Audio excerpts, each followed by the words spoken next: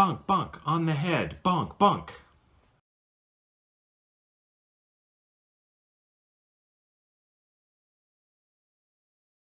Hello everybody, welcome to JD's Journeys.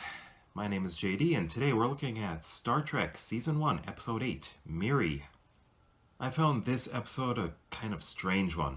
It was a bit cringeworthy and also there was something in it that I really don't think is very possible. If you've seen this episode, let me know what you thought of it in the comments section below. Also, if you want to see more videos like this as well as book videos, then please subscribe to my channel. Before I get into the details of this episode, I'd just like to let you know that there will be spoilers. In this episode, the Enterprise is responding to a distress call, which turns out to be from a planet that is populated by children. There are no adults all around. But this is because of a longevity experiment gone wrong. There are so many things wrong with this episode, it's kind of hard to know where to start. Well, first of all, they're responding to this signal from this planet that is identical to Earth. Physically, it's identical. How does that happen? Really? And of course, the species on this planet, they look exactly like humans. So, in our galaxy, within probably a few hundred light years of Earth, what are the chances of another Earth? I'd probably say pretty close to zero. While it is not exactly zero, it is extremely unlikely. So, my warning bells in my head came on. Unbelievable. Now, putting the nitpicks aside until a little bit later, you'll want to stay tuned for those because I have a lot. This is one of those episodes where I just couldn't believe some of the things that were happening. But the story itself is fairly decent, like the background, all the things about trying to achieve longevity, and as a result you get this runaway disease, which is kind of a warning to us that if we attempt to do anything that changes our DNA, maybe something similar could happen. So, this is a somewhat common theme in science fiction. The acting was pretty interesting. The actress for Miri, Kim Darby, was fairly decent, I thought. I had no problems with her acting. However, Michael J. Pollard as John was pretty irritating. I mean, he's supposed to be a kid, but he didn't sound or look like a kid at all. At least his voice sure didn't. But he acted kind of irrationally, I would say. And then Stephen McAveety as the red-headed boy. He was the most irritating little brat. I just couldn't believe the behavior of this kid. But if we move on to our main cast, Kirk. Kirk and his behavior with Miri. That was creepy, awkward. Just the way he's talking to her was just, I couldn't believe it. It just shows that Kirk has no idea how to speak to children. And just the way he's talking to her, as if he's trying to figure out, is this a grown woman or is this a child? I mean, she is at puberty age. No, this is just way too awkward and inappropriate.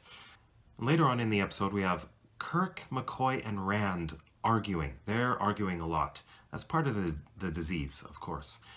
But of course, Spock, he's remaining calm as ever. He's not affected by this disease. It's only affecting the humans. But the way that they're acting, the way that they're getting angry, I'm not sure if that would be very realistic or not, but they're constantly snapping at each other.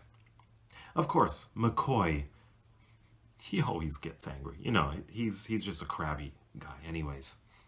I wasn't very impressed with this episode. Like, I found it interesting to watch. I enjoyed it. But it wasn't spectacular, nothing really amazing about it. I didn't think it really stood out very much. So I gave this a 3.5 out of 5 stars. It was good, but not great. Now on to my nitpicks and other observations. So of course, I already said that this world is exactly like Earth, and it is extremely unlikely that that would ever happen. This isn't even in a parallel universe. This is in our universe, our galaxy, our neighborhood of the galaxy. That's not going to happen. But one of my nitpicks is when they arrived at the planet, they showed the mass, not the mass, I guess the mass, yeah, and the size of the planet in miles and tons. I don't think they do that in the 23rd century.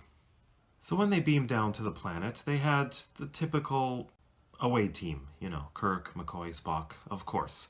But they brought along Rand. Why did they bring her? I have no idea what her skills are in this. She's basically kind of like the message taker for Kirk. She always gives him his logs, things to sign, delivers food and things like that. What are her skills? What is her purpose on the ship other than being like a secretary? I mean, why is that even needed? I don't even know why. But anyways, after they landed, they were starting to explore the area, and at one point they have to run. And let me just say, William Shatner runs funny. And showing the limitations of budget and technology for this show, Spock is looking at his tricorder. I mean, he's actually looking at it, and there's a tiny little screen on it. All it's doing is making noise. There's absolutely nothing to look at on the tricorder. It just makes this weird noise. So I'm just wondering, how do they use the tricorder? One thing we learn is that this distress call came 300 years before. So all these children running around, they are really old. They're over 300 years old. But one thing that really struck me is the trees and plants around the church. They were very well kept. I mean, who's the gardener? Or are the children actually taking care of things like that? I don't think so. I would think that this entire planet would be overrun with plants. I mean, even the roads and buildings are in relatively good condition. After 300 years, it shouldn't be like this at all. With the way Kirk interacted with Miri, of course, it was really creepy. But I can understand why. The actress for Miri is actually 19. So they got a 19-year-old woman acting as an approximately 12 or 11-year-old girl. It doesn't seem to work very well, I don't think. Also, the actor for John is 27. He's not a kid at all. But again, he's acting as a prepubescent boy. He doesn't look the part at all. Now, later on, when they're researching this disease, Kirk says to the Enterprise, "You can help us best by clearing the computer banks." Now, I'd like to know why they need to clear computer banks. Why do they need to clear memory? You'd think that on a starship they wouldn't need to do that with the computer technology that they have. What are they deleting? And the biocomputer that they're using is just a box with red lights and buttons. I'd like to know how it works. It doesn't seem to have very good input devices, unless they just speak directly to it, but it doesn't really say anything. I mean, it just makes sounds, and it transfers the data up to the Enterprise. So the computer systems just seem a little odd. There's just no interface. Again, 300 years has passed. How do the kids still have clothes? You'd think after that much time, they would have fallen off, just disintegrated. You'd really think they would be running around naked or just in rags, but they're not.